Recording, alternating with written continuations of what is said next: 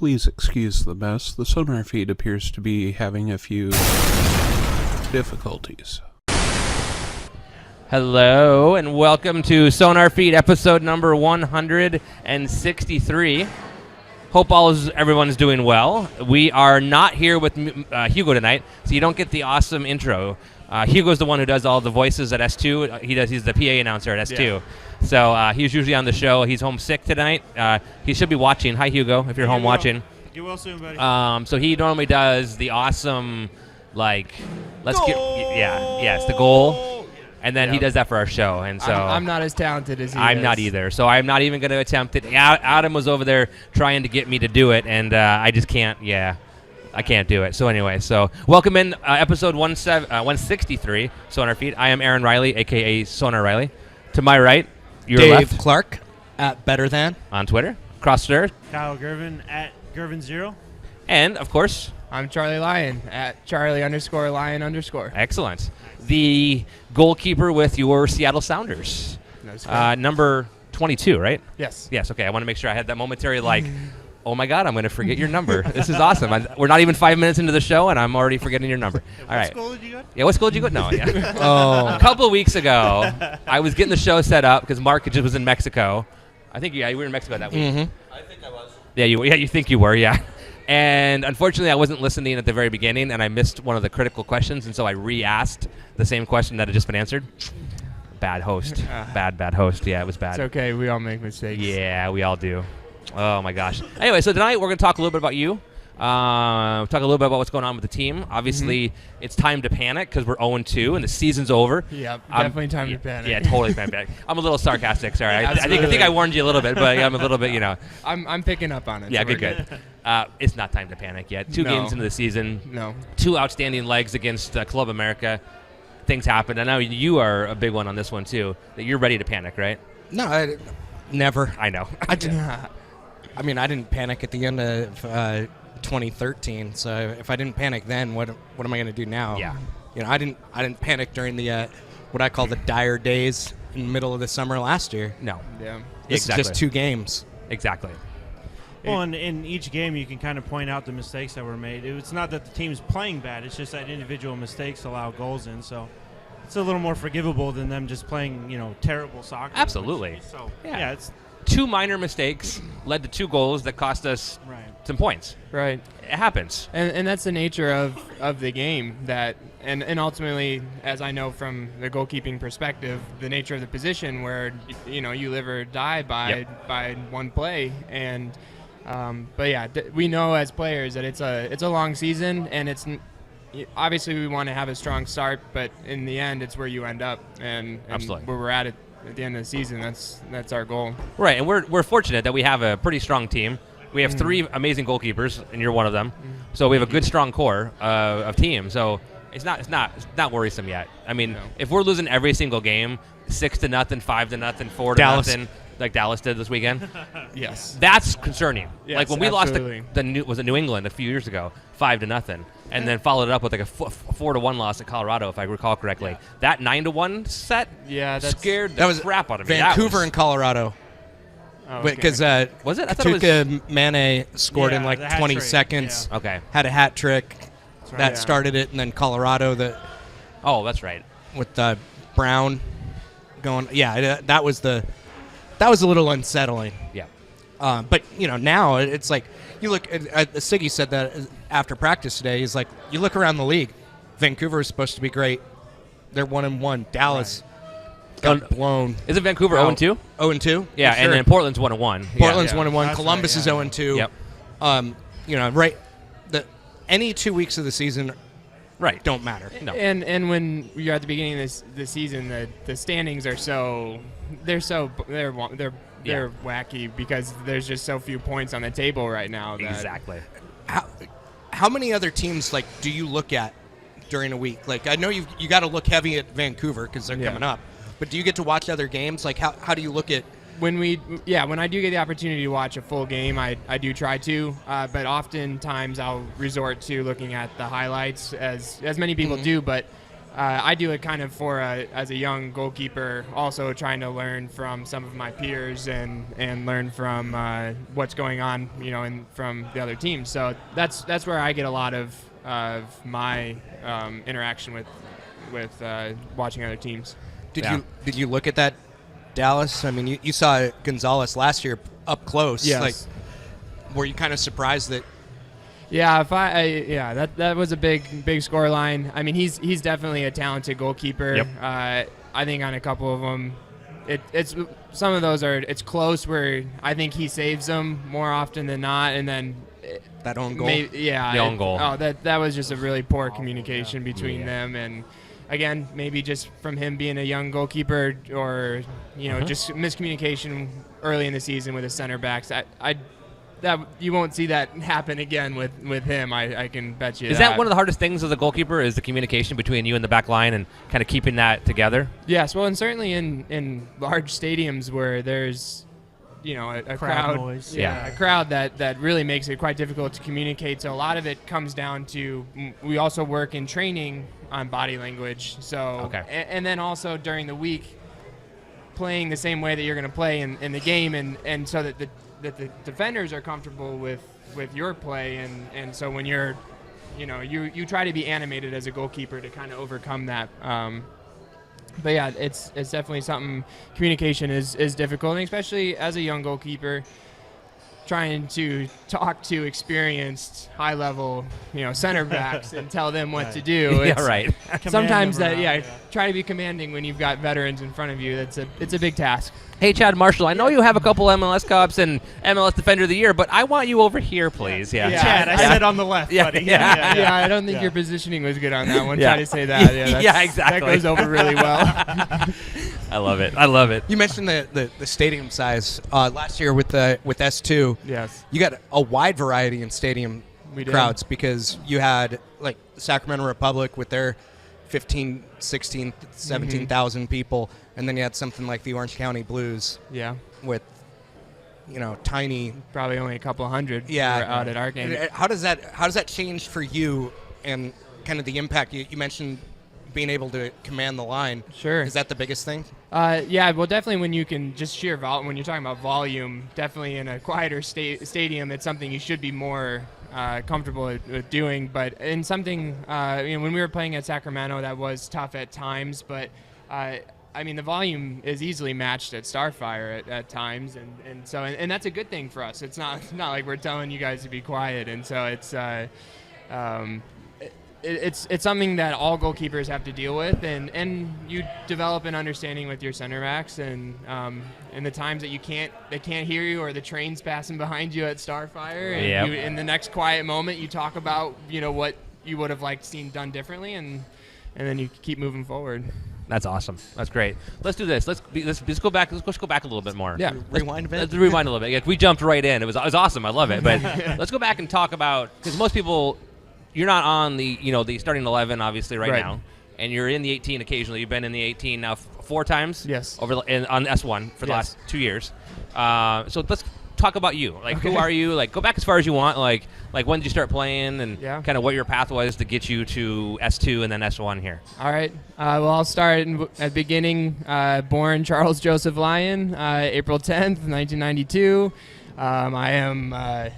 Sorry to 92. Sorry to make you. I graduated high school in 93, so I'm a little old. Good year. Good year. Good year. It was, man. Fine vintage. Yeah. Great year to come into the world. So I was born April 10th, so almost 24 coming up. Was born in St. Charles, Illinois. Went and have lived in the same house my whole life there. Went to high school and everything, St. Charles East, and then... Where's St. Charles at? It's 40 miles west of Chicago. Okay. I lived in Wooddale, which is a small suburb near like Schaumburg and all that. Yeah. Okay, you're a little bit further out than that. Yeah, okay. Kind of by Rockford? South of Rockford. South 2 of hours Rockford. south of Rockford, Okay, yeah. cool. My wife lived in Lake Geneva for a few years. Has family out there. So. Actually, Lake Geneva is where I'm getting married this coming off season. Oh, nice! So, Congratulations! yeah, Yes. Thank you. We picked the venue is in between. Her family's from the Madison area in Wisconsin. Mine's from Chicago area, so we were able to find something in the middle. Like the whole reason Lake Geneva exists is basically Go for Badgers. No, people trying to get away Go from Wolverines. those cities. Yeah. Absolutely. And so we had talked a little bit earlier. Kyle and I, we were talking about. I was a part of the inaugural academy season, and when we started the developmental academies in U.S. soccer. So I was a part of the Chicago Fire Academy. Played with them for 3 years, and then from there was fortunate enough to be scouted and recruited, and finally committed to Marquette University, where I spent 4.5 seasons. Excellent. Yeah. And then coming out of Marquette last year, you were drafted by the Sounders? Yes. Or that was last year. Yeah, last year. Yep. So I had seen that my future was not moving forward with Chicago, and so I had pursued other options and had some talks with the club then, and was able to fortunately come out to Seattle come out here the summer before my final season to start trying to develop a relationship, and and so that's where Tommy first saw me, Tommy Dutra, and so then I was able to send some film throughout the season and stay connected, and then I had originally talked to him before the draft, and I was drafted in 4th round, and was able to now fortunately be a part of the team. So what was the draft day experience like for you?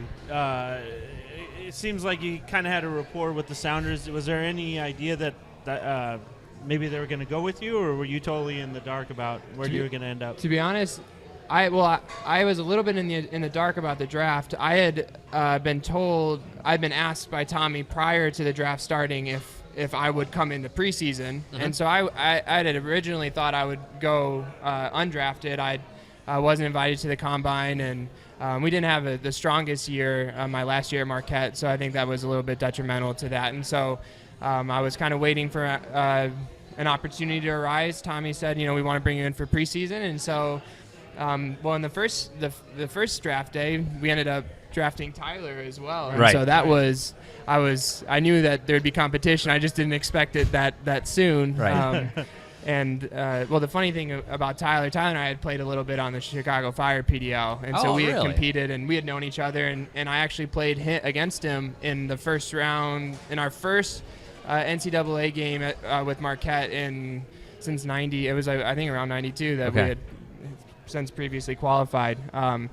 But so then I was in the supplemental draft, so that was conducted later. And so I think a lot of goalkeepers were going in those rounds, and so I think they wanted to make sure that I was brought somebody in. didn't sneak up and grab your rights, and then they'd have to make a tougher choice. Certainly. So and especially because Tyler had just gone overseas, so to Germany, right, for the year, right? Yep. Okay, that's great. Okay, so that puts you all the way up to last, I guess what? January. Yeah, January. Then you came out here for February of last year, roughly. Yeah. And started training with S2. Did the whole tryouts with S2? No, I did the whole preseason with the first team. That's right. Yeah, I was in. I knew that. I was in, and it was an interesting time to be coming into the league with the CBA negotiations, and we didn't know what was going on with the season. Yeah. And so, as an unsigned player, for one, not making money, not having a place to live, but also wanting to stay out here. So it was kind of living day by day. And was it a group of you that roomed together, or did you room with one of the veterans? Or I was staying. I spent the majority. My first roommate was Giuliano Frano. Yep. And we were roommates at Homewood Suites right by Starfire, and then when we came back after some of our trips, I started rooming with O'Neill Fisher, and we were roommates throughout the remainder of our preseason. Nice. So we were in the same boat. We had known that the club wanted to sign us, but of course everyone was waiting to hear about how the CBA went before we could move forward. That whole time you're just sitting there, you're waiting, because any morning one of the veterans could be like, "Hey, there's no practice today." We decided, because they could walk out. Yep. They could get locked out. You could have gotten a phone call any day. Yeah, and so that was. I mean, it interesting time, and so you kind of just had to really just kind of enjoy the moment because you didn't know what was coming up next. But the older guys here were fantastic to all the young guys. They made it as good of an experience that could be. Brad was great, always making sure that the younger guys were looked after, and Troy Perkins, for myself, he said he was very kind and said that if the start of the season had fallen through, that I could stay with him while I figured everything else out here. So there was a little bit of GK union there going on. Yeah. There's That's a good to heck hear. of a keepers union here. Yeah. I mean, Troy Perkins, former U.S. national team player. Yep. Hanneman's he's still around once. He was more around last year during preseason He was. than this. And Keller, when he shows up. And Tally Hall has been around. That's right, yeah. So Josh Ford was around a little bit at the beginning of the preseason as well. So yeah, it's a really good group, and no matter who's been brought in, we've all really enjoyed training together, and so it's been a really great experience. This year, slightly different than last year. We'll get back to last year, but we're talking about the keepers. What did it do to your confidence when Troy wasn't retained? Yeah. He announces he's going to work with the academy, and for yourself and Tyler, they don't go out and get a veteran keeper. They decide that it's the two of you, and you guys are competing for number 2 basically every week. Yeah. What's that do for your confidence, knowing that the team believes in you? It does speak a lot that they have confidence in us, Tyler and I, that they believe that we are capable of filling that role. And so, we want to do our best, and we're pushing each other each day. It's a really good competition. I think if you ever come by and see the goalkeeper training, you can tell that it's been some quality training. But it was great to see that. I loved playing with Troy. He was a fantastic mentor to me through the entire year, and still someone that I remain in quite a lot of contact with, especially with some of the S2 trainings and games. So. And then last year with S2, you kind of knew your role. Yeah. Tyler was overseas. Yeah. Troy was a veteran that didn't necessarily need to get that playing time, so you knew you were the S2 guy. Yeah. Almost all the time. Yeah. And what did that how does that change your preparation, knowing that I've got this game, I've got the game, and the routine about that? Oh, certainly it is different as opposed to last year. This year, it's more so just showing up every day, trying to be as prepared as you can for whatever may be thrown at you. And so even today, I was just told after training by Tommy, hey, start preparing, or it was in the beginning of training, that I would be playing with S2 against Vancouver in our friendly on Wednesday night. So sometimes there's not always a ton of preparation like you would when you're a normal when you're in the normal flow of the season. So for us, I think it's just being as ready as you can for whatever opportunity may arise. That's so great. It's kind of like being the kind of the backup quarterback. You have a lot of familiarity with that role, because any moment you could have to walk out there with about 3 minutes to prepare, right? Oh yeah, and I experienced a little bit of that in preseason, even when we were playing Solea. We were playing a team from South Korea. We were in California, and Tyler rolled his ankle in warm-up, and he had gone through the majority of the warm-up, and so it was about 10-15 minutes before the game was going to start, and we had been preparing Tyler for the game, and next thing I knew, I was getting the whole game. So you have to make sure, and I take it upon myself to never say, oh, I wasn't ready because of this or this. I try to take all of my controllables and make sure that I can be accountable for that, and then so whatever happens on the field, I know it's not because I didn't do this, this, and this. If I can do it in my preparation and it's going to help me, I'll do it. That's awesome. Yeah, that's great. So speaking about preparation, I know Heather had quite a few questions. She does. Some of them were involving his Last year. prep for the game, and if you want to ask some of those questions. Yeah, Let absolutely. me do this real quick here. I know one of them was what music do you listen to get you ready for the game? Is there any certain song or artist or anything else that you usually turn to? I turn to more electronic music, dance music. High energy. Yeah, I like that. There's one group that I'll kind of come back to, but I also have a playlist that I always have running. But one group is called the Glitch Mob, and there you go. Yeah, I'm a big fan of them, and so it's to me it reminds me of being intense and alert and upbeat and ready for the game. So that's something I like to listen to. Good. Okay. So Heather's got a couple questions. Okay. 7 total. 7. Wow. We'll answer all of them. We'll get a couple now. We'll break them up and then go more. We'll get a few more. Favorite memory from your inaugural S2 season? What was your favorite memory of last year? Well, to be honest, having a victory in my first professional appearance for the Sounders, and especially against Sacramento Republic and defending champions, that was an amazing night. Obviously, I would have wanted to keep a shutout, but behind that would have been playing in the time, all the victories we had against Portland, and we had shut them out throughout our. We had won all of our games, so it was great. Yep, that's a good answer. Are there any players that are gone that you miss? She said she obviously Heather Stewart. She's awesome, and she's done some awesome two poles. Yeah. 2 poles. I'm learning the words here. 2 poles, and so she was wondering if there's anybody that you're. She said it's an unfair question, but who do you miss? Well, for one, to Heather, I have the 2 pole that she designed for me hanging in my apartment right now, and it's in my living room. And it's one of my proudest things I've got. One of the things I'm most proud of. I love it. From my Sounders experience. But I was very close with the S2 guys. I'd actually decided to live at the same complex as them, where they were being housed, and so spent a lot of time with them. I had a really good relationship with Nick Miele, Aaron Long, Sam Garza, Pablo, Pablito, Giuliano. We all spent a lot of time together. So it's hard to see your friends move on, but I'm excited to see that they're still playing and the opportunities that they're getting. And the soccer world's small, so I know that I'll be seeing them soon. Again. Absolutely, 100%. You mentioned the 2 pole on the wall. What's your fiance think of that? Oh, she thinks it's great. Okay.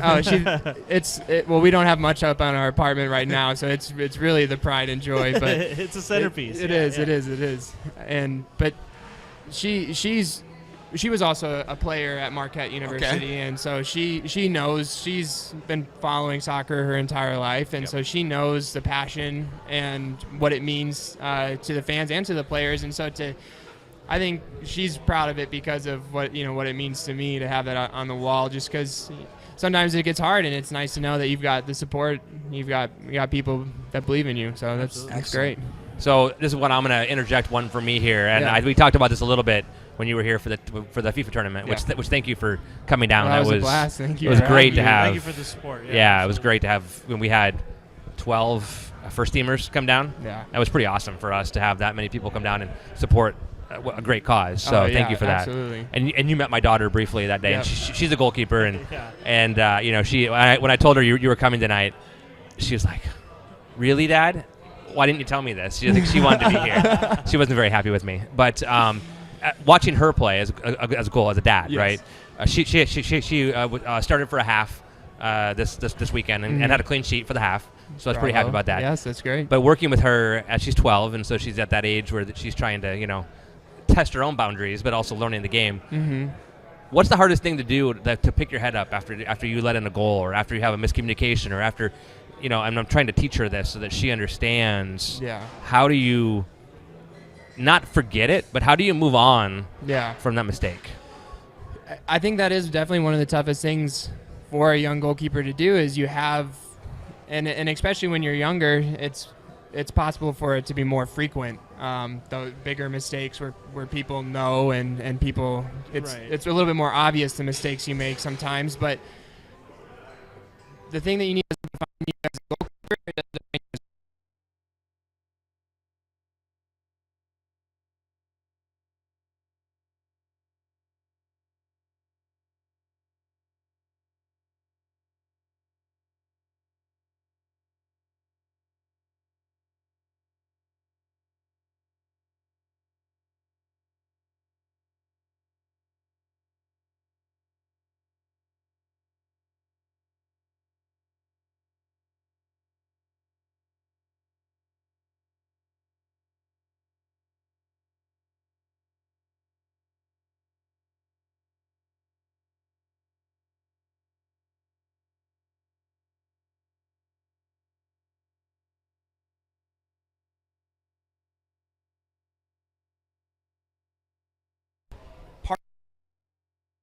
half go play forward. I was playing. That was starting in 4th grade, but in U12, about the age of his daughter is when I switched to fully being goalkeeper. It was funny. I had made the C team originally on our club, and so I made the C team, and I was playing goalkeeper and field player. And then the next year, I made the B team, which was more so a merging of the C and B team. We didn't have enough for 2 teams. And then I continued to grow and progress. And then by U12, that's when I finally made the A team of our travel team. And then I had committed to being a goalkeeper. What prompted that? Were you the tallest? Was it something that you enjoyed? I think it was. I know a lot of guys that, in those youth leagues, that it's basically, well, you're the tall guy, so you're either going to be forward or the keeper. Yeah. Well, I was a bigger kid, so I think it did help that decision. I think too often some people will look down at a smaller goalkeeper when they're younger and maybe not encourage it, because it's hard to say, how a kid will grow and how they can fill that role. But for me, it was something I really enjoyed. I loved diving. That was, I don't know why, I just liked doing it. And even exactly. Well, when I would play catch with my dad in the front yard, when we would still play baseball, my brother and I, we would want to practice diving catches all the time. Oh yeah, and so exactly. When you play an outfielder in baseball, that's every catch is got to be the Ken Griffey Jr. dive. Yeah. Right. So that's really, I think, kind of what started it. And then I had a couple really just fantastic coaches when I was young that recognized that I had some potential and some drive for the position, and they invested in me, and for that I'm really grateful. Yeah, my daughter's finally has this. Her coach she has now is her first real solid coach. She's had some good coaches, like decent, like good guys. Yeah. But just weren't fundamentally sound. Yeah. And her coach now is extremely sound, and she's on that, where they've been a rec mod team that's moving up to select, and they won't be the A team like you talked about. But and her and one of the other girls are the 2 that play goalie most, and each one of them has some tendencies that I like because I watch her not as a dad. Yeah. I watch her more as a critical. I watch her as a dad too, but I watch her critically, like I watch you. Absolutely. And I look at it and I try and talk to her in the car on the way home about what'd you think, what'd you do this. So she always knows I'm asking now. So it's fun to watch that and grow. So having that coach, I think, is absolutely critical. Yeah, and to helping them have success. It's a big position to embark on. Yeah. On trying to learn, and so to have that guidance is huge as a young player. And so, I mean, I am still in touch with many of my former coaches and reconnected with them in this past off season when I went home. So definitely lifelong connections from that. A couple more. Oh, go ahead. Oh, yeah. Say, there's a couple of great questions in the chat room here. So SSFC Victory Lap. Is that where you're going? That's where I was going to go. Yeah. Okay. Go. You want to read it? Okay. Go ahead. Sarah, great friend of the show. She works at or owns Constellation and Company, awesome letterpress company up in Ballard. Okay. Hi, Sarah. She wants to know: do you talk to yourself when you're in goal? It looks lonely. You do have an inner monologue going on as a goalkeeper, and it's not a conversation about stuff outside of the game, but it's more so an internal dialogue, staying connected with the game. Okay. Keep yourself sharp. Trying to keep yourself sharp, and part of the conversation that is going on in my head, the fans can often hear when I'm communicating. So as much as I'm telling the guys to step or to shift, it is also a key for me to be following the play. And so if I'm yelling at them to step and I'm not stepping, I'm not following that my own dialogue. Yep. So part of the dialogue is heard, and the other times it could be just something to keep myself in the moment, stay sharp, or if there's been a mistake, pick myself back up and keep going. Yeah. Follow up. Emily had Go ahead. Was that Emily or was that? No, that was also SSFC Victory Lap. Are you inviting any other Sounders to your wedding? Yeah, there'll definitely be a couple other invitations. Nice. Yes.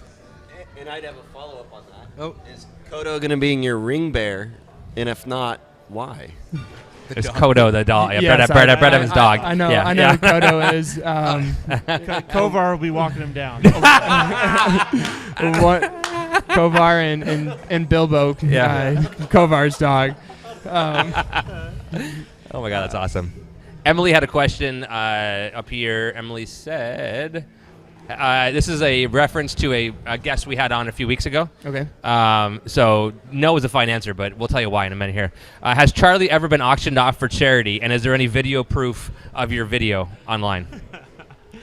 I have not been auctioned off for charity He's thus like, okay. far. So. Wait, I'm I'll so ask a glad follow-up. this is on video. Do you want to? No, what? Do you want to be auctioned off? Sure. Okay, we'll talk about that for next year. Okay, Yeah, but no. that's- So go ahead, tell him. Schweitz was on, and when he was at school in Denver, they had done a auction for charity over there, and he unwittingly told us that there Outed was a himself. video, that was made of basically himself selling himself, and one of the viewers found the video online, and it spread like wildfire. One of It the viewers was- being your wife. Yeah, Yeah, it was your my wife. yeah. Okay, Yeah. so he It was- knows the viewer. Yeah. It was hilarious because he goes, "It's out there, but you'll never find it." You'll never find and it. like 5 minutes 5 later, minutes later, his it was wife on. is You- like, you "It's don't- right here." Yeah, you don't challenge the Sounders community No. like that. No, you it don't. will be found. Exactly. Yeah. and Anyway, that's what it's that reference priceless. is. So no, I have not been auctioned off, and there is currently no video proof. Okay, of good. that. All right. Where did the other one go here? Another one here that was good. Emily has a follow-up question to the other one. Do you ever sing all by myself when your team is dominating the other team? So when you're all by yourself and you don't see the ball for a while, do you ever just sing there and sing all by myself? No, I don't have a habit of singing to Okay. myself, but Okay. it would be a good way to pass time. I think I did have a teammate in college who would hum whatever song got stuck in his head. He would hum during the game. He was Okay. a fantastic player, so maybe that would help me. Helped him keep his rhythm. That's Yeah. So a couple more Heather questions here, and then we'll go ask some more here. Absolutely. Heather is looking to buy a goalie jersey on Saturday, and she's going to get your name and number on it. Just as that's more of a statement, just so you Oh, know. So she's getting a fantastic. new one. So her fourth. This is her fourth now. We're on to four. What away match are you looking forward to most this year, or in general? Would you look forward to most? There's only one answer here. Well, There's only what? No, I'm just joking. There's more than one answer, but I mean, any time that we get to play, regardless of home or away, Portland or Yeah. Vancouver, that's coming to the Northwest and not having originally been a part of that rivalry, and then now being thrown right in the middle of it. I It's love pretty it. real. Yeah, I can't get enough of it. It's great. how about beyond the Cascadia rivalry? Is there anywhere you really want to go for an away game? Is it fun to go to the Fire because your family can come? It was fortunate timing last year. I shouldn't say fortunate and Steph's part when he got injured with his shoulder last year, but for myself to travel, I was able to go home for that. So that's something. I've played in that stadium as an academy member, so to be able to return there, that was very cool. And to be doing it with a club that wanted to have me as a part of their team was something I was pretty proud to go in there and be a professional, wearing different colors. When they didn't believe in me, so that was something I look forward to. And so otherwise, I think those would be my top ones. Yeah. You have a question? No. Okay. I thought that you had a question. So I just keep interrupting whenever. no, please do. Keep interrupting. Number 5. Who was the biggest comedian prankster on S1 and S2? Prankster. So who's the biggest prankster on S2 from last year, maybe? And S2 last year, Aaron Long and Pablo. Yeah. They would play some tricks on Duncan. Yeah, and exactly. That was. We had some pretty fun road trips. As far as the first team, I remember Leo being a Leo. little bit of a trickster. God, So, that's who I miss. Damn, I miss Leo a lot. Yeah. I like him a lot. yeah, Oh. he's a great Here, guy. hold on, sorry. I really when he came that first half season into the season, that was He had an a rock. interesting transformation too, because He when did. he first came, he was getting up there like Dylan does or Joven does. Yeah. Mhm. And then as he aged, he turned into this really wily, crafty left back Yep. that kind of guided people towards the touch line. Yeah. It's it was just interesting because he became a defend first guy after being an attacking player for so long. Absolutely, and that's a great example of using what your tools are. And he obviously he didn't miss a beat. He was able to keep doing that, and so that was he was a great professional to see as an example. What is your preferred kit color, and if so, why? I'm an all black kind of guy, so I think that was our best. I think that was our best kit ever. Yeah. Our pitch black kit. The pitch black. Are you talking about keeper kit? Well, Black keeper Oh, kit I'm is sorry, blacks keeper and white, kit. right? I'm Yeah, sorry, but never I mind, did. you're right, Oh, yeah. I love the black, the all black, Okay. the pitch black jersey. So whenever I got a jersey for a friend back home, it was always that. Yeah. But as far as keeper kits, All all black. black, I was hoping for one my entire college career, and then the year that I leave, they get all black, and so I was a little bit upset about that. But fortunately, I came and was able to put on a much more exciting black kit here. Now, MLS, I think it's true for USL too. You guys basically have like three color choices, and that's it. It's fairly limited. Yeah. If you were in charge, would you get kind of the simple and straightforward, like the whites and the blacks, or Yeah, I'm not the bright? No, I'm a pretty traditional kind of keep it simple, not a lot of flair No goalkeeper. fuchsia or highlighter orange? No. No? Although I do like the neon yellow. I've never worn that color kit before, so I am excited for that this season. Nice. Okay, a couple more questions over here. Do you have any superstitions? Not any superstitions. I would just say more so routines. Okay. Because if I weren't able to complete one of them, I wouldn't think that the rest of the day is ruined. Yeah. But I always like to. I come on and I touch first. The looking at the goal, the left post, the crossbar, and end on the right post looking at the goal. So ultimately, goalkeeper's left, and then put my towel and water bottle there. And I have.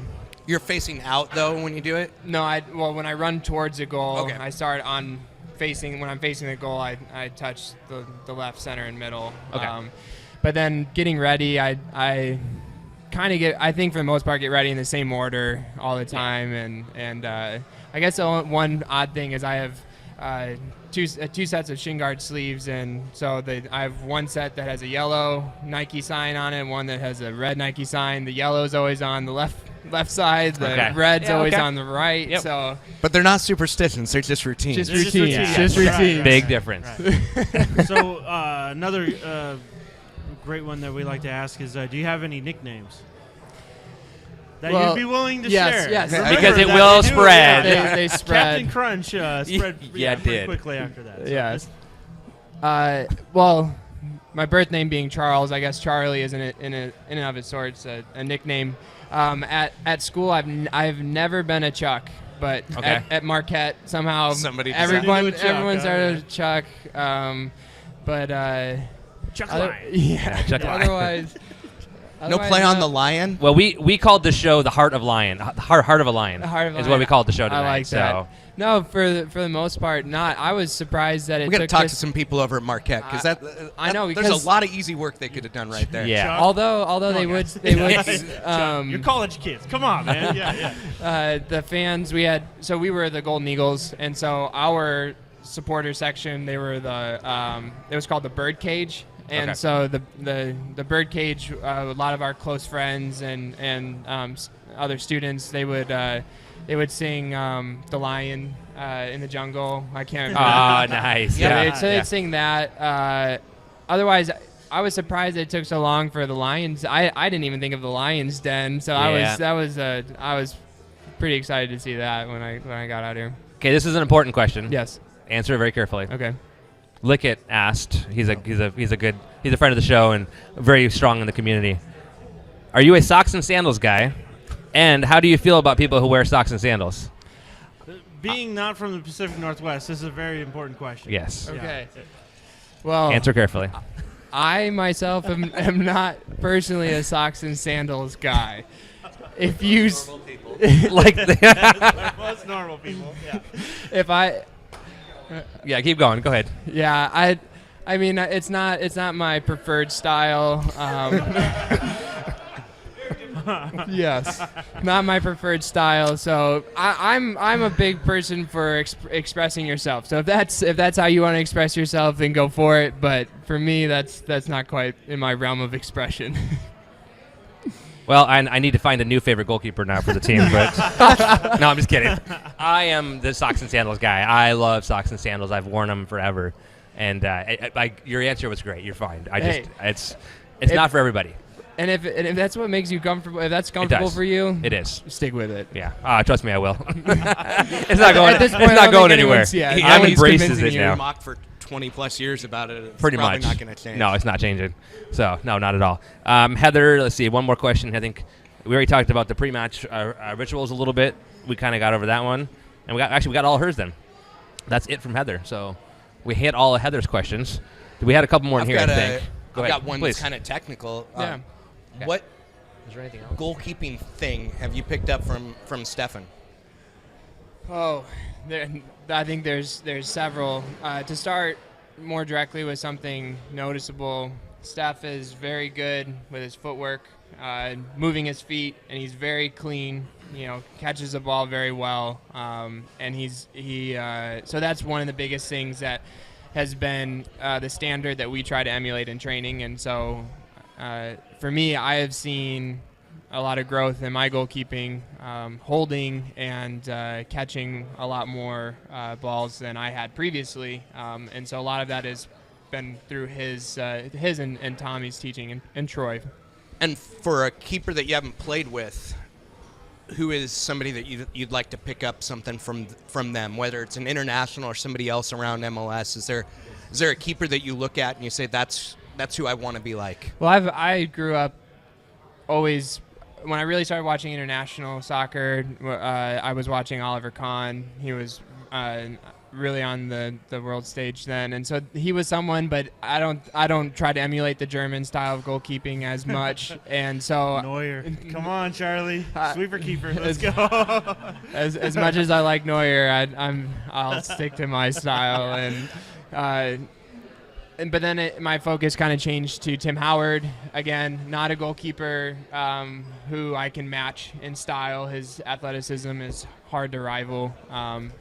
Not saying I'm not athletic, but his style of goalkeeping is something different. So, I mean, ultimately in my day-to-day, I really do look to Steph, but another Chicagoland goalkeeper who's on the international stage, Brad Guzan, someone that I look to. So I try to take little bits and pieces that I can that I think I could adapt to my game from whatever goalkeeper I see.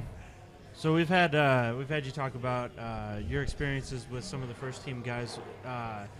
Steph Carawalla had some really good things to say about you and his experience playing up to S2. What is it like trying to kind of do that for some of the younger players? Is that a new role for you, or is that something that you've tried to do before? I think when you become a junior or senior at the college level, you try to help bring along the underclassmen, because ultimately the pace of the faster that everybody can move forward, the better the team is going to do. So that was a role that I was somewhat familiar with. But I tried to put myself in his shoes as well, and I have a lot of respect for Seth, and I think that he's a fantastic goalkeeper, and he's got a bright future, and so I really hope that he's enjoying his time at UW, but I tried to put myself in his shoes, and I thought back to my time in the academy at Chicago, and if I was thrown in a reserve game or a USL Pro game, I think I would have been pretty nervous with that experience. So I was really impressed with how he was able to handle that. And so I just tried to offer help when I could to help him feel as comfortable as he could, because he had some big games to step into, and I thought he did fantastic. He had some fantastic saves. All right, so we have a couple of questions we ask every guest here on the show. So we're going to kind of go into these for a few minutes here. Sure. Biggie or Tupac? Oh. Now he's right in the middle. I know, you're right. I normally I know. guess these. Yeah. Normally it's easy to guess, but you're from the area part of the country where it's a lot harder to do. I would more often I find myself listening to Tupac, but to be honest, they are in a pretty even ratio. Yeah, so. we're out by you guys. Yeah. Okay. So that's one of them. Your favorite type of Girl Scout cookie? I was always into Samoas. Yes!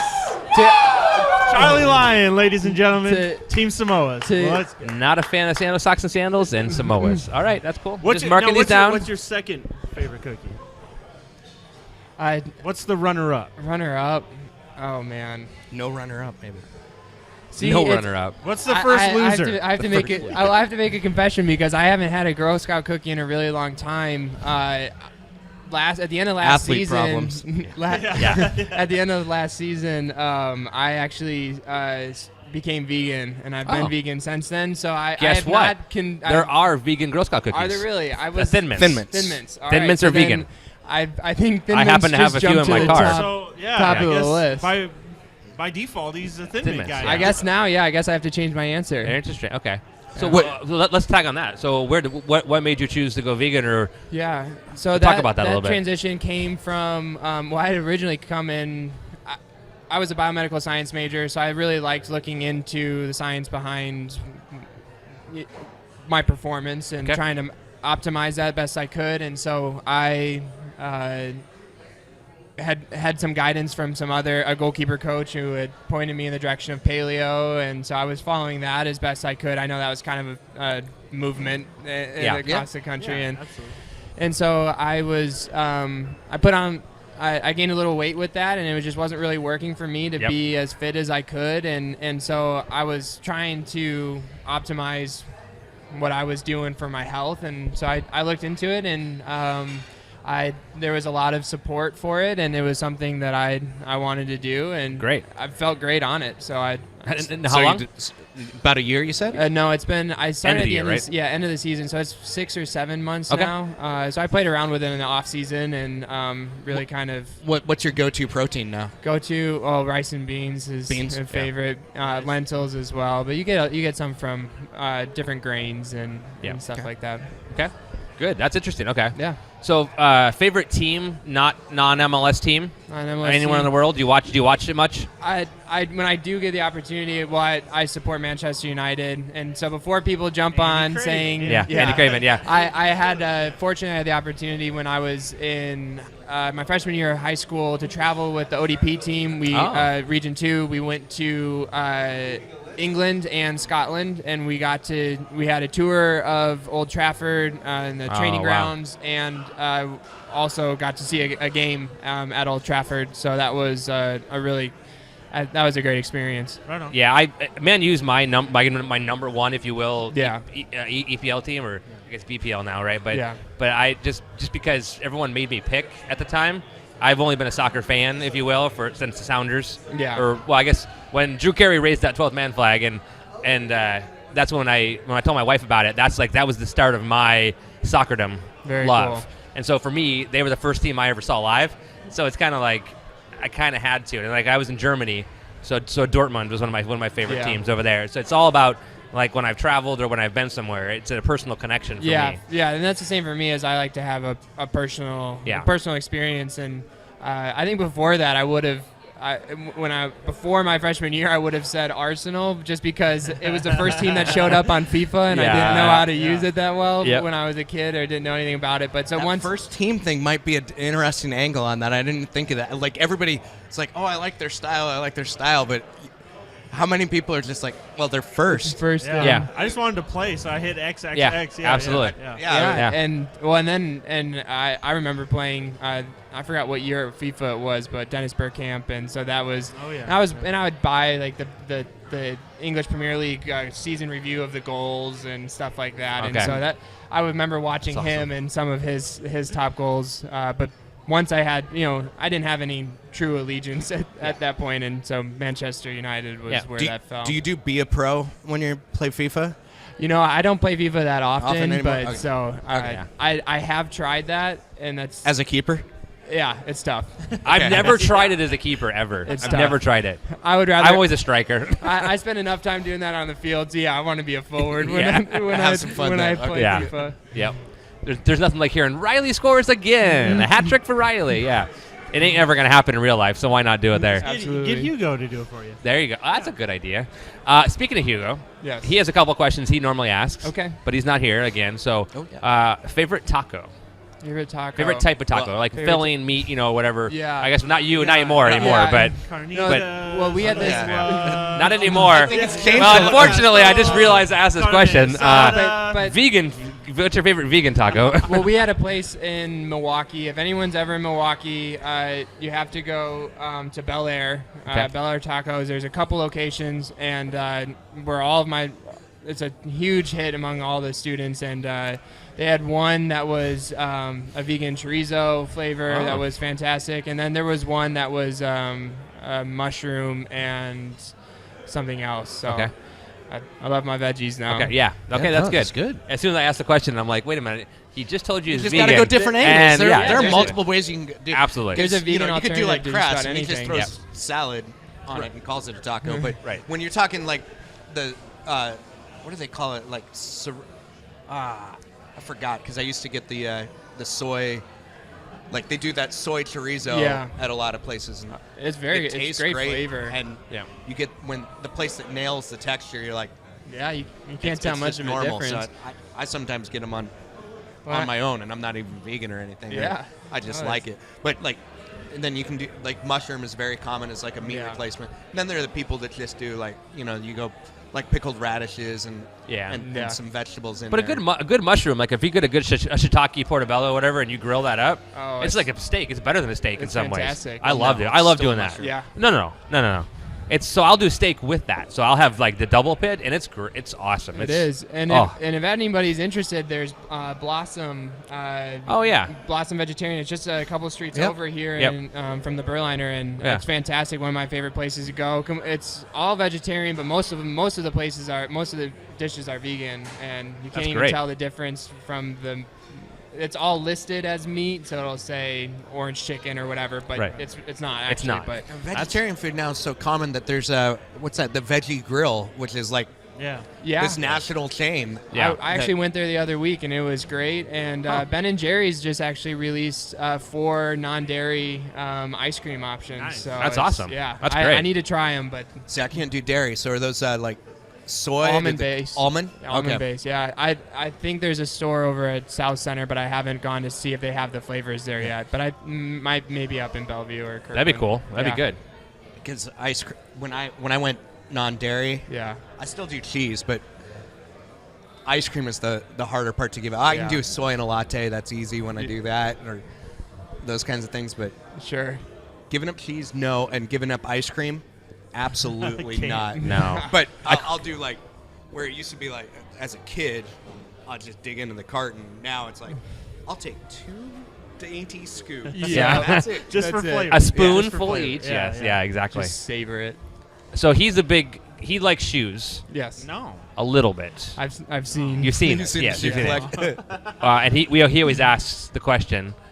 Charlie's actually got currently some top of the line kicks for a keeper.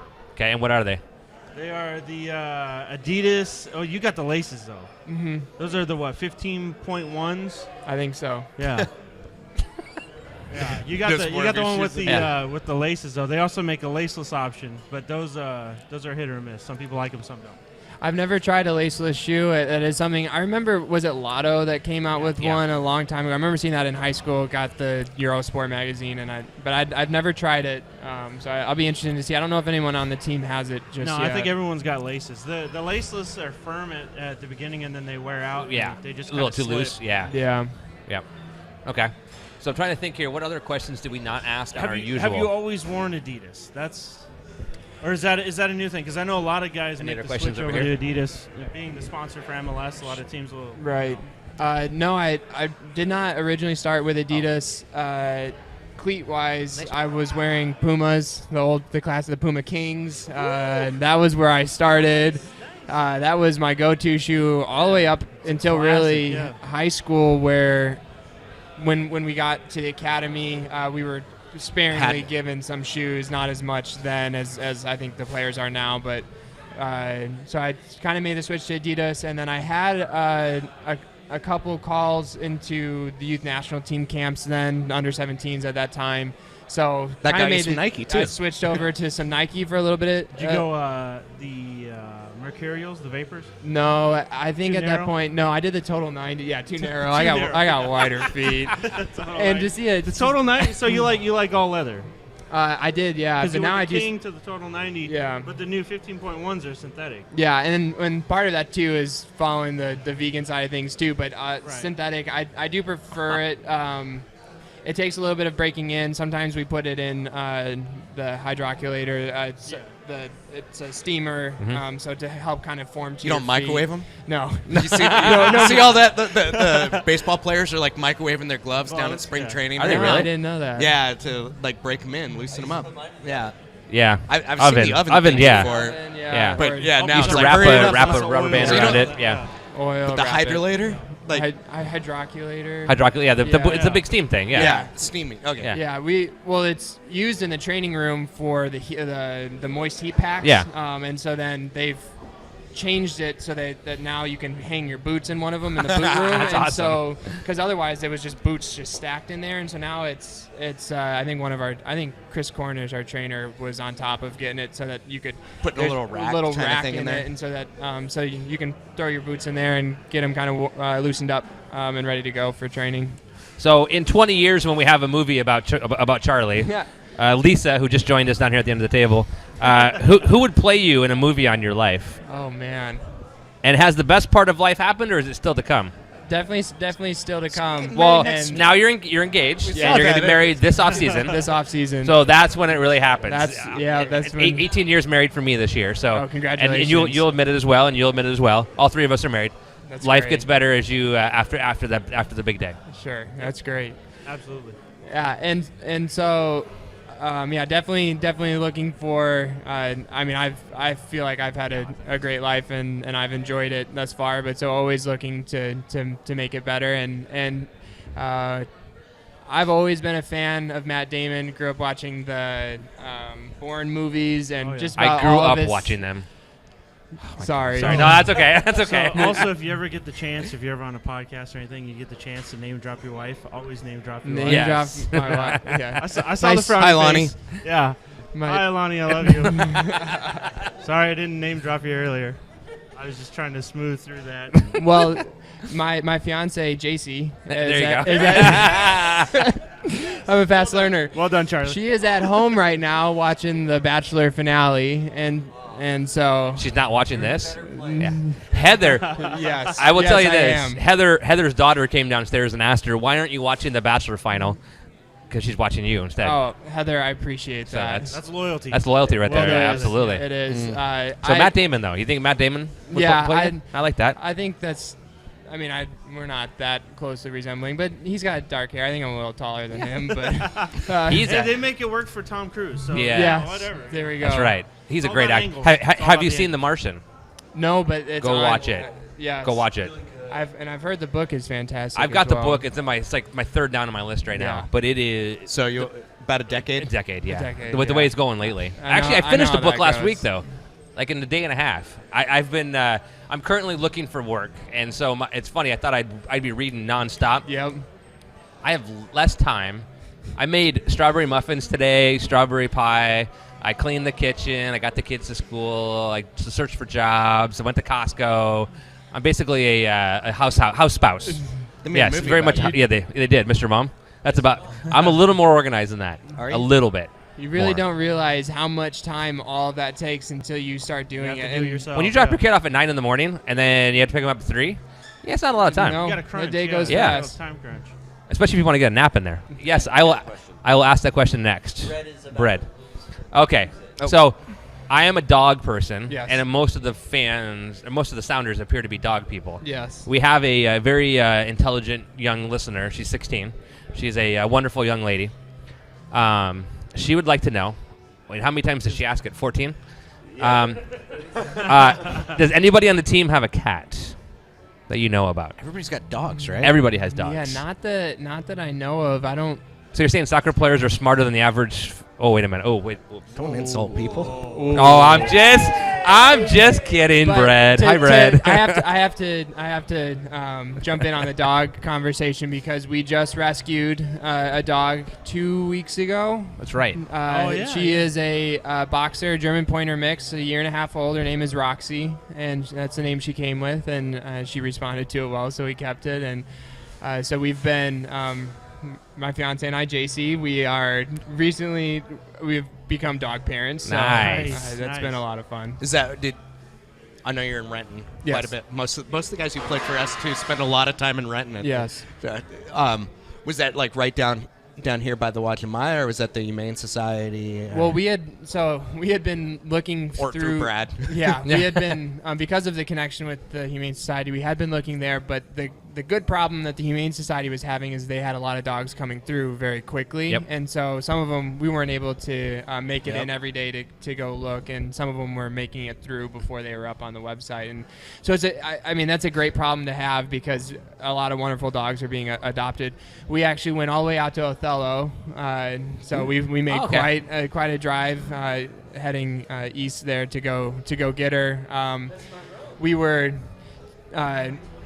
I volunteered at the Humane Society in college in Milwaukee, Okay. and so I became a big fan of pit bulls. So I know some people it's controversial to them, but I love pitties, and so there's obviously breed restrictions, and so our next closest to a dog that was similar to that was boxers, and so we found a boxer mix, and so we made the journey out, and she was a wonderful dog, so we took her home. Awesome. So Juan Valdez, who's a great, is actually named John, great fan of the show. He's giving me a hard time now because he said I'm an insecure dog person because I made that comment about the cats. But I've rescued my last few dogs as well, and it's we used PetFinder.com. Yeah, that's what we used Okay, as well. yeah, so it got us through to we're big. We like Great Pyrenees. Yes. So that helped us get linked in with with Spin, which is a Saving Pyrenees in Need, and our dog actually came from Texas. Okay. And they ship them up from Texas all the way up to the West Coast and the East Coast. Yeah.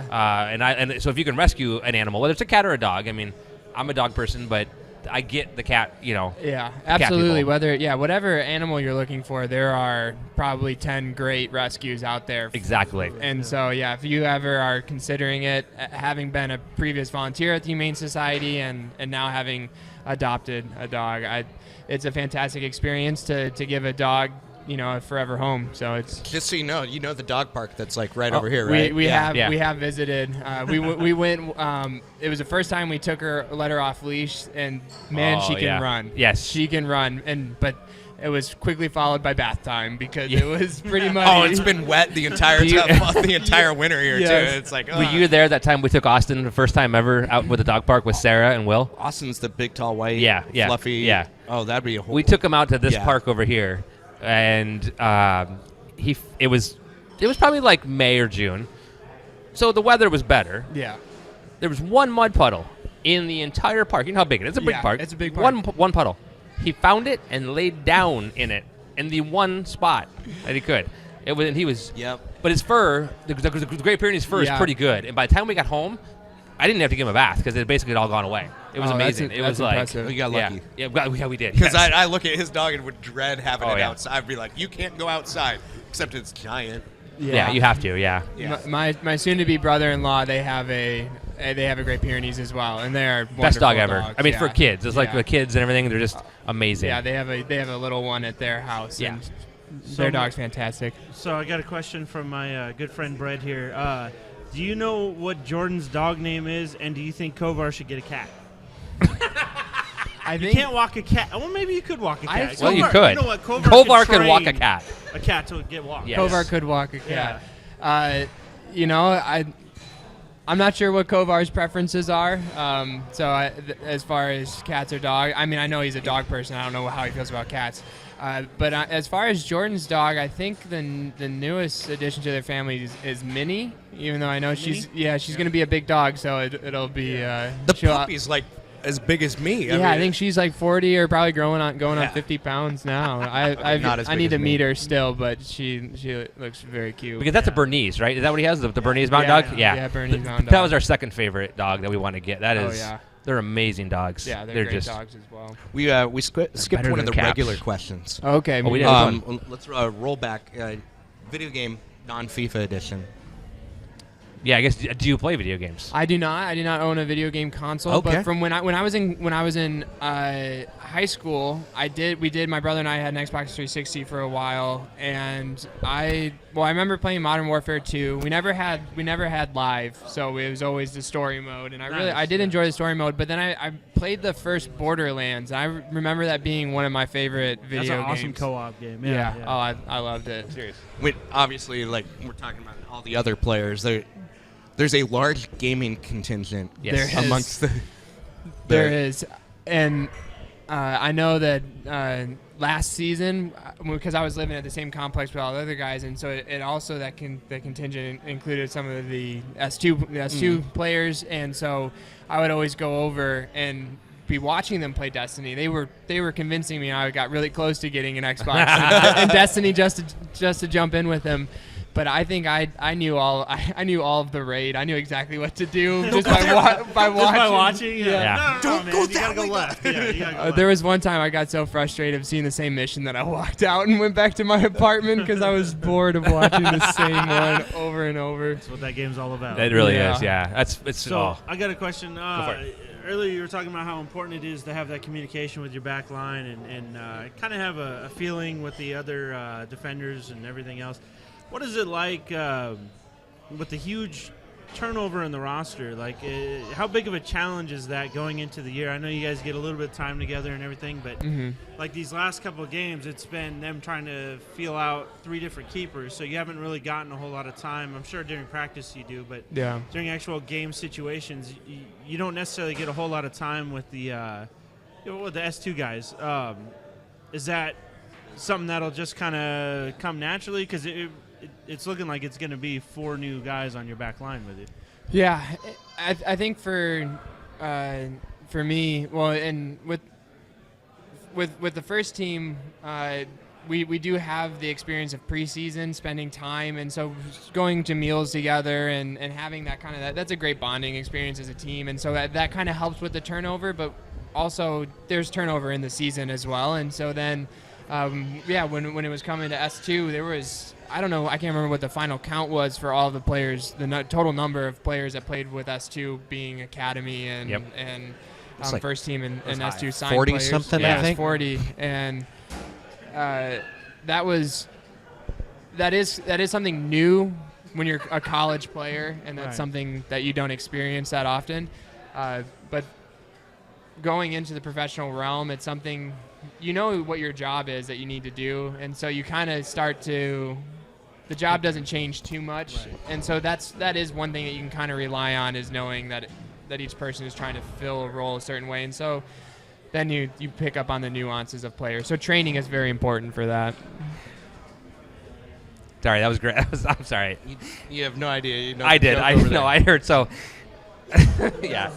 We're fine. talking about hamsters and hamster So, balls playing in uh, different situations. That's A gentleman who is the co-president of one of the largest supporter groups out there once made a comment of, "Cats are terrible in dead ball situation, guys. Come on, for real." That was great. I'm sorry. I know, that's why you have dogs, because they're good at it. Yeah. So Sarah asked a question a few minutes ago. It's kind of a funny question, or interesting. Do you have a hiccups cure? Do you have a cure for hiccups? And I actually do, but go ahead. I was on to ask you. And then follow up to that. For myself, personally, I've that's that tried. I think I've seen holding your breath. That was the one I tried to do. But for my fiance, I've tried scaring her, and that works. Yeah, I've done that to my kids. We It scare doesn't- them, whatever. It works, but does it? Are you better off after doing that? Well, she's a good sport because I Okay. try to scare her. I scare her sometimes on a semi-regular Yeah. basis. So. So I had the hiccups the other night, and it was I guess it was about a month ago, and it was driving me crazy. It was late at night. All I wanted to do was go to bed. Believe it or not, it works, and I'm going to demonstrate it now. But this actually works, and no joke. Try it at home sometime when you have hiccups. And I'm not joking. No long- joke. Yeah, hold that. I've seen that. No joke. put your You don't actually put have your to stick fingers. your tongue out. That's what I did it. It's when I saw it did. It said put your fingers in your ear and then stick your tongue out. And I did it for never like did that. 20, 30 seconds, and then it was gone. Yeah. It was totally So gone. basically, you're holding your breath but making a funny face. Right. But Okay. that's because if you hold your breath, you don't. It Do you ever resets. really hold your breath? You don't. You kind of like. Right. But that makes you, anyways, and it totally worked. And I didn't have hiccups anymore that night. And then my daughter had hiccups, and I made her do it, and she's like, "Dad, really?"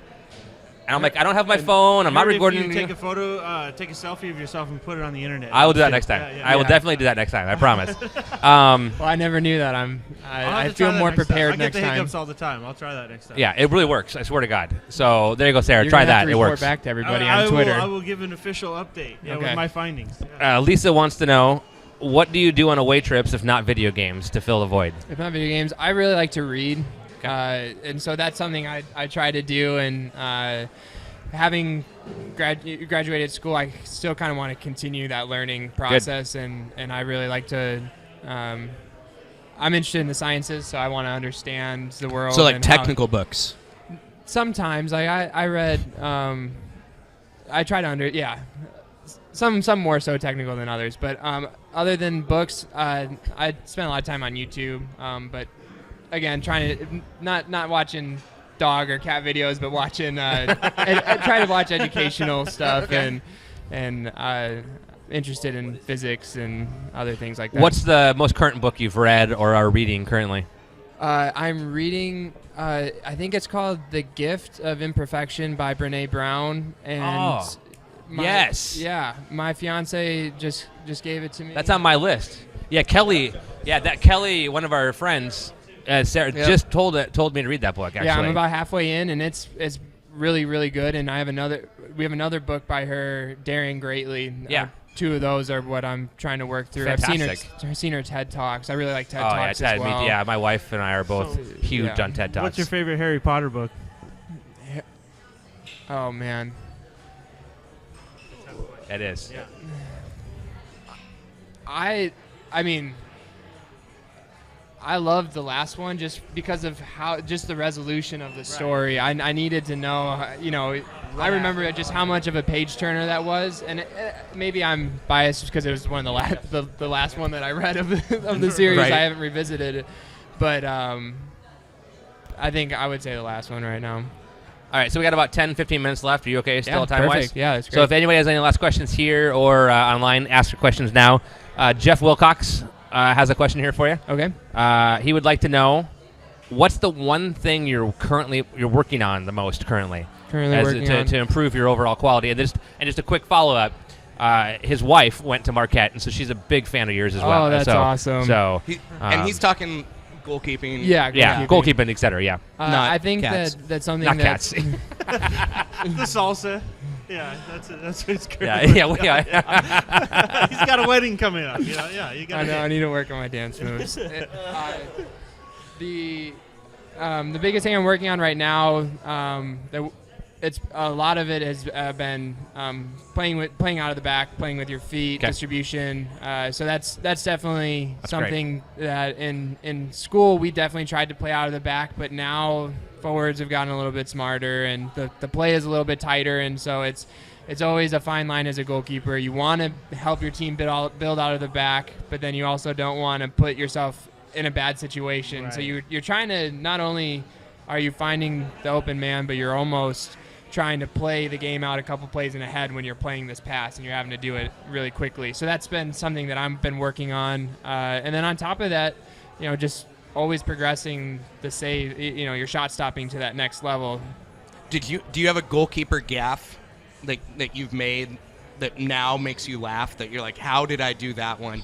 Is there a moment like that? Well, yeah, there was And one. To be honest, I've got one because I did one half as a keeper in my to life. meet a goalkeeper that doesn't have one, Yeah. I think that you're talking to a liar. Then, so I had one in my debut at Marquette. I think was one of the worst, and it was kind of similar to the Dallas FC Dallas goal that we talked about, the back pass. Yep.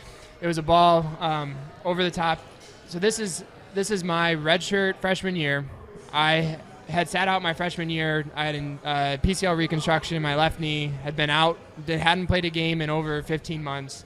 and I was getting back into it. Our team was at a horrendous start, and so I was given a shot. And so a ball played over the top. I come running out. I'm going to clear it. I'm thinking my center back's going to hold it up. And yeah, sweeper keepers. Maybe that's my fear of being Neuer. And so I was calling for it. I thought he'd hold it off. And he turned out to be one of my best friends and my roommate after this. But he played the ball back to me as I was running out, thinking he's going to hold it up. He's thinking I'm staying. Ball hits a bounce before it gets to me, and I get too much underneath it. And I effectively just give it more backspin, going back into the forward's path. The forward runs onto it and finishes it. You tapped it to the forward. You wound up at a forward's feet? Wound up at forward's feet behind me, and so that was in my start. So that was But that's the one that you kind of devastating moment. Yeah, awful. Yeah. But now you look at it and you laugh, and that's part of growing up as a goalkeeper. Probably 10 or 11. I played right back when I played, but Yeah. we were up, and so my dad, who was the coach, was like, "Hey, you play keeper, Dave." I'm like, "Okay, great." And I made a save, and I'm like, "Yeah!" And I went to throw it back in, except my defender didn't know, so he's like, my center back's running. Oh, no. I bounced it off the back of his head to do an own goal. So that was the last game. That You play goalkeeper? Yeah, because everybody else is like, Dave's not going back in there. Oh my God, that's awesome. But now it's like, yeah, that's pretty much. Like, in athletics, it's hard to make a gaff that's that bad. That's Yeah. pretty impressive. That's impressive. You know, maybe if you're a long snapper and you just go over and you're the reason for the safety. Yeah. You know, something like that. But yeah, so wow. It's funny because I cringe now really watching the not top 10 because I just feel for the athletes. because you know there's going to be a keeper on it. Yeah, there's a keeper or Yeah. just even the other sports in general. Just I know that feeling, that sinking feeling in your chest when you do something bad. And I think athletes, you put yourself out there on that stage and you have to have a sense of humor about it, and be able to take some of that criticism that comes with it. But I just feel for him when I see the not top 10 because it's not a pleasant place to be in sports. And there's that moment too where like everything you can do, you've already done, and then you're just time slows down and you just watch it. And you're like, Yep. No. And that realization slowly creeps in, and you just This is going to end poorly, yeah. you understand the impact of that moment. wait, how early in the game was it for that? That was like, probably 20 to 25 minutes in. so you had to get right back at it. And I was almost expecting at that point to be subbed at half. Like I thought like after that like no way that I could keep going or that they would want me to, but I stayed in and ultimately we end up losing 2-1 that game. So I think I had a good save in that game, and their second goal was a decent goal, but You've been a few places since then. yeah, I've been a few places since then, so my career went up from there. You mentioned watching the not top 10, but like Tyler's save on that blast, that's like top 10ish. Like when you see that and you're on the bench. Absolutely, I was so fired up when he made that save, and I think for us it's a really good relationship in our goalkeeping group. That I think we are a good group of friends, as well as we are teammates, kind of coworkers. But to see the other person succeed is just as exciting as our own success, because that means that in order for me to be beat him out, I have to be that much better, and that means that my game will grow as well. So when he made that save, I was cheering on the bench. I was excited. That was and just I knew how much that save would mean in your debut. So I was so thrilled for him. Because it was only like his third or fourth touch too. It wasn't like he'd Yeah, he settled in or anything. No, he hadn't gotten like a shot right at him. Easy catch, get the hands going. He had only really played with his feet, and so that was huge, especially with how talented some of their strikers are, and how free the shooter was on that opportunity. So that was great save. So one of the unique things I've seen you do that I haven't seen very many other goalkeepers do is you'll do a throw out to about midfield and lead the guy. Is that something that you practice often, or where'd that come from? That was something I've been able to do. It's something that we had used in college occasionally when it happens, and so I think with Starfire it definitely facilitates that style of distribution. With that fast turf, yeah. Fast turf, Right. especially with a little bit of kind of a mist or dew, you can really get it through there, and Skip it, yeah. you can get it past the forward. And I think just with having long arms and being strong, I'm able to get that ball out to half. I think it was the Sacramento. Maybe it wasn't I can't remember what game it was, but you had one of the wingers out on the side, and you threw that thing past the midfield and right like in pace with him, and I was whoa. I've never seen anyone with that kind of accuracy throw it out to the side. So I wonder if that was something that you worked on often, or if that was just spur of the moment. It's not something that I necessarily spend time working on, but it's something I know I have in my arsenal. It's something that I was successful with in my college career, and so something that I felt confident to bring out in a game. And so that turf at Starfire, I believe the last time it was changed was 2011. Does it play as poorly as it looks? It does. Okay. It does. Okay, all right. And it feels as bad as it looks. Okay. Yeah. All right. I think it's worse this year, buddy. Sorry. Yeah, I know. Does anybody have any questions here at the table? We all good? Sandra is watching at home, and she is a dog and a cat person.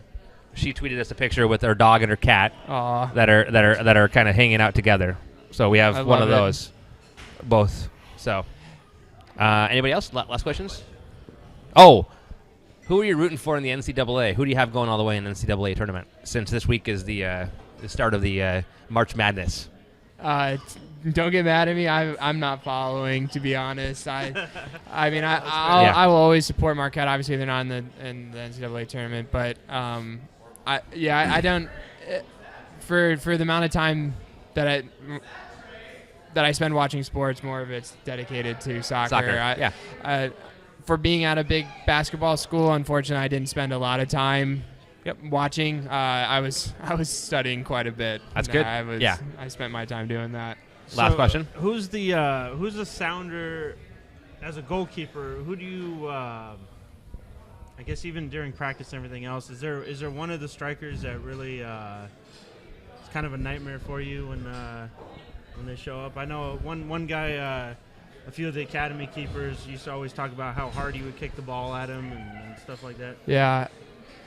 There's always this season in particular has kind of always been a battle with Nelson.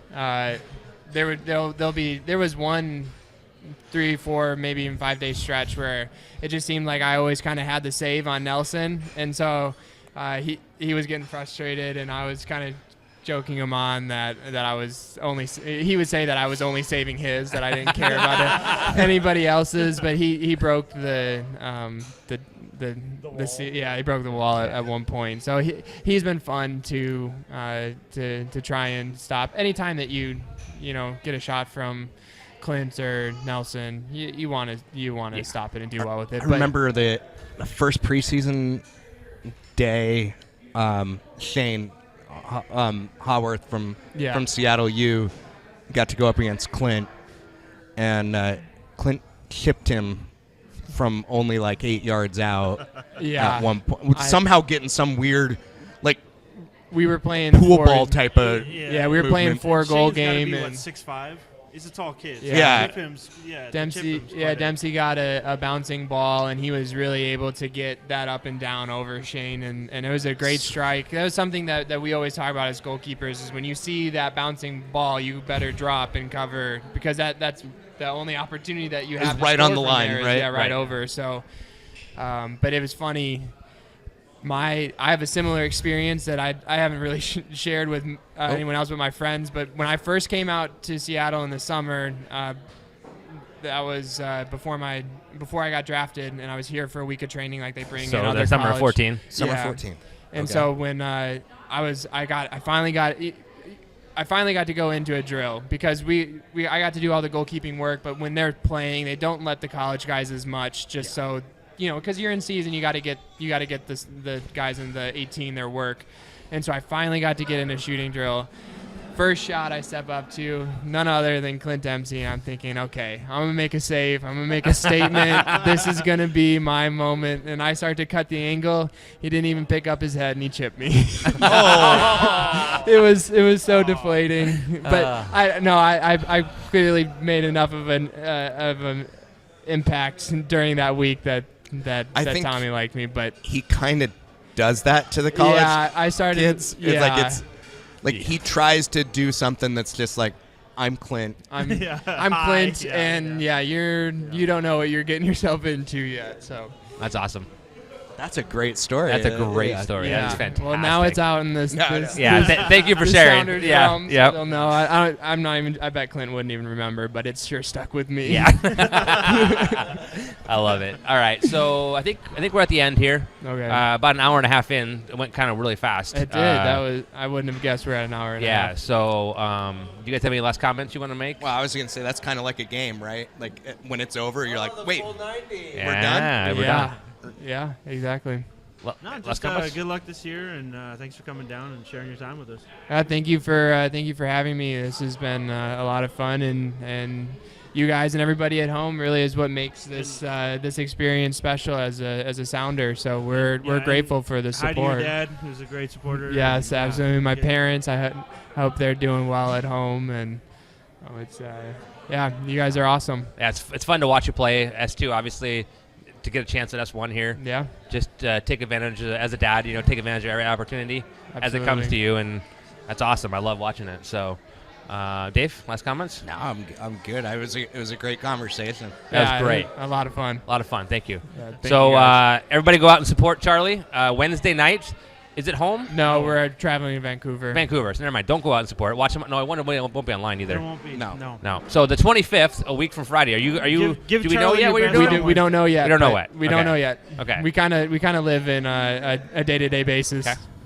But regardless, Yes. thank Someone you for will be starting the keeper. Somebody. somebody. Regardless, 11 we want to days. support all of our goalkeepers. Yes, all of them. Support them all. Charlie, So, your support Wednesday, though. Yeah. yes, definitely support Wednesday online, if nothing else. Yes, but I appreciate thanks it. for coming out again, and we appreciate it. And this is SonarFeed number 163. We'll be back next week, next Monday night, with hopefully some more guests we'll announce here very soon, and we'll go from there. So thank you, Charlie. Thank Have you. a great night. Dave, Thank you. Kyle. And we're out. Hey, this is Alexi Lawless, and although I have no soul, I know about heart. And heart means you listen to SonarFeed.